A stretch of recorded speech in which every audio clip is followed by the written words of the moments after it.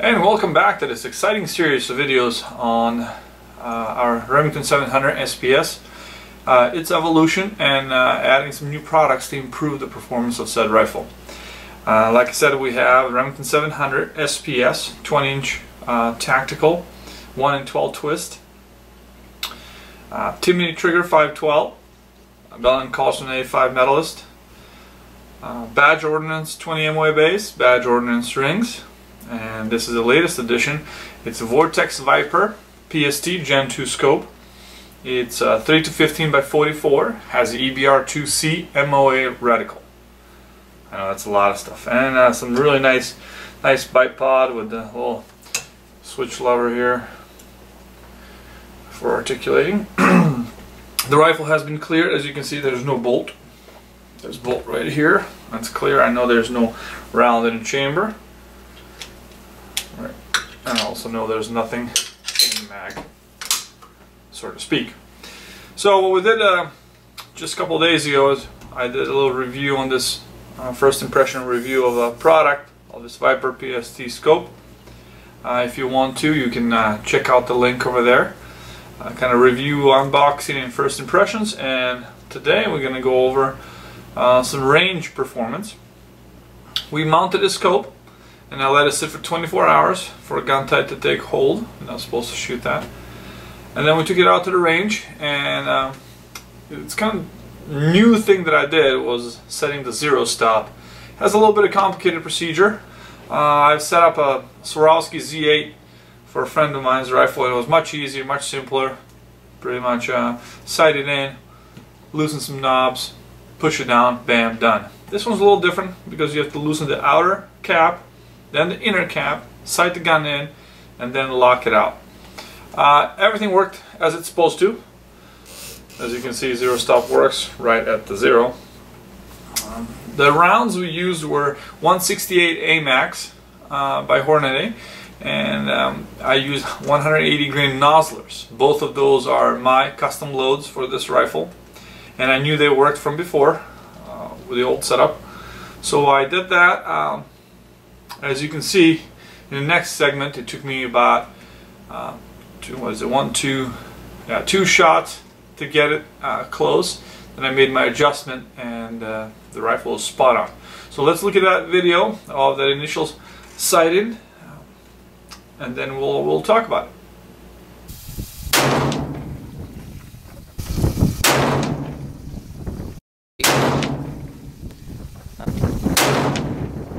Alright folks, so as you saw, it took me 5 shots, well 2 to get it where I want it, and then those are the 3 shots there. Kind of rushed, I wasn't really focusing on accuracy.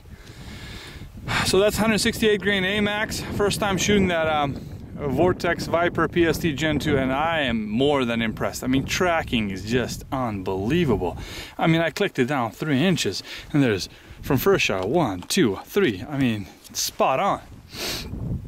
So I'm about 1.5 inches high there, which is okay. We're gonna shoot some different ones. We're gonna switch to 180 Noslers and shoot some different targets, and we'll see how we go. That there looks, I don't know, it looks under 1 inch, right? That group. So that's a good group. That's a good group. First time shooting that setup. I'm more than happy. Let's do it again. Alright folks, so after I fired those, I fired 3 shots right here. 1, 2, 3 of 180. I was aiming at the bottom here, so it was going just a touch too high. Looks like 2.5 inches, and I wanted it 2 inches high, so I fired 1 more shot after making adjustments. This was my aim. Exactly 2 inches. We have a little bit of wind here, pushing just touch to the right. So we'll see how that goes, if that actually is wind or not. We'll adjust for that too. I'm 2 inches high, which is perfect where I want with my 180 Noslers. So that'll be my primary hunting. But that is not bad. That is not a bad group at all. I don't know, 0.6, 0.7, who knows, of an inch, which is more than good for hunting.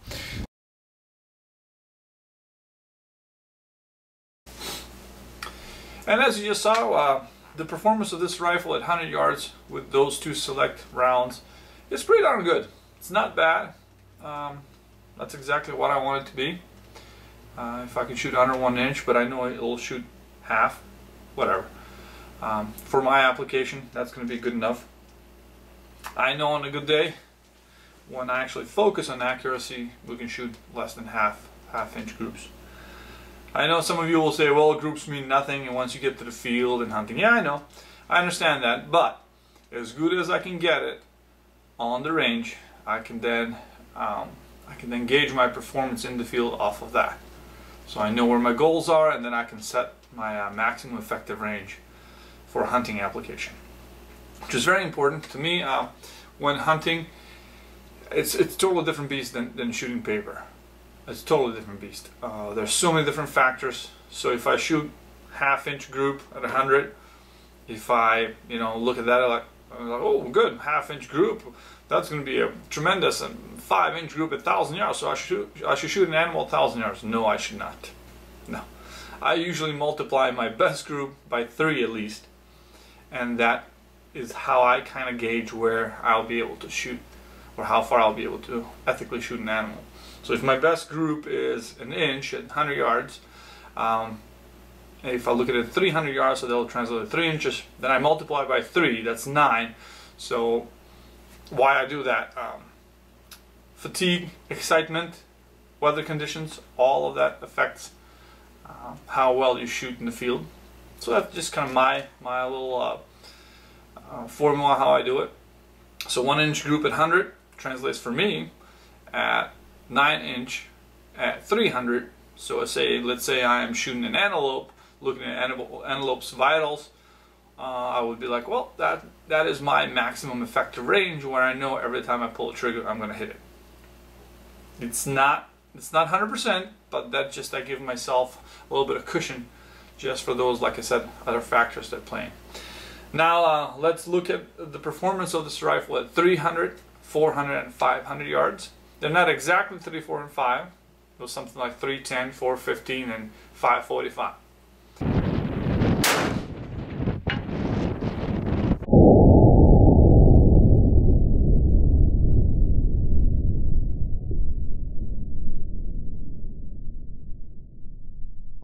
So this is our 300-yard target.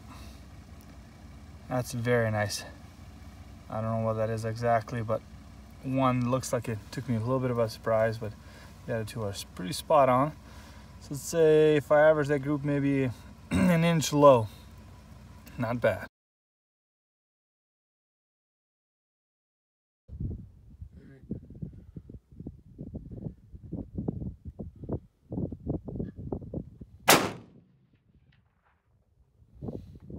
I think that's a hit.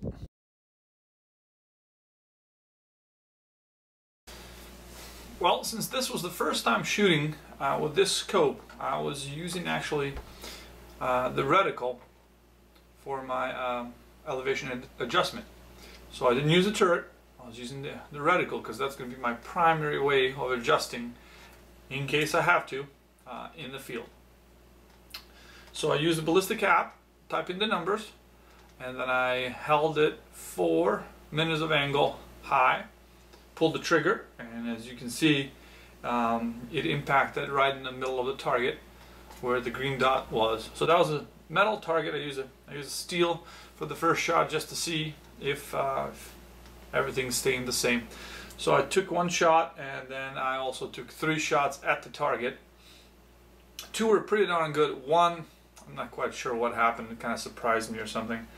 So it wasn't as good, but the spread was 1 5/8 of an inch center to center on the 300 yards. Again, not bad for a hunting round. So that's going to be more than enough for what I want to do. Now let's look at it 400 yards. So we'll see at 400 yards I took 2 shots, and then I was so excited because they were good. And then I took a 3rd shot, and I think the barrel cooled off and the group was not as great. Let's see, where is it? Yeah, so that group spread was center to center was exactly 4 inches. So that's 1 MOA. The first two also look good, and then the 3rd one wasn't as good. But I was more than happy. However, I think that the wind was affecting it, the rounds a little more at this distance, because it was shooting just a lower 1 MOA than what the app set. App set 8, but it was about 9 MOA.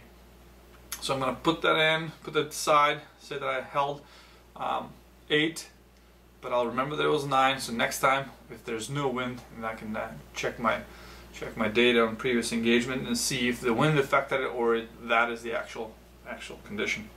So let's look at the 400, and then after that a 500 yard shot.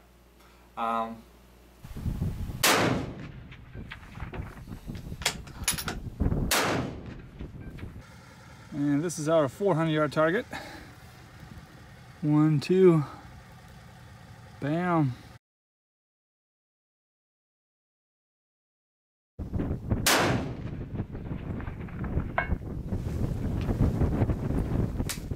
That was a 14 away.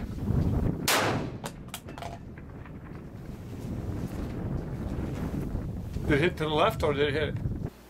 And as you just saw, the 545 yard target, like I did on a 300 one, I aimed at the steel first, see if it's close, and then I was going to shoot for the group.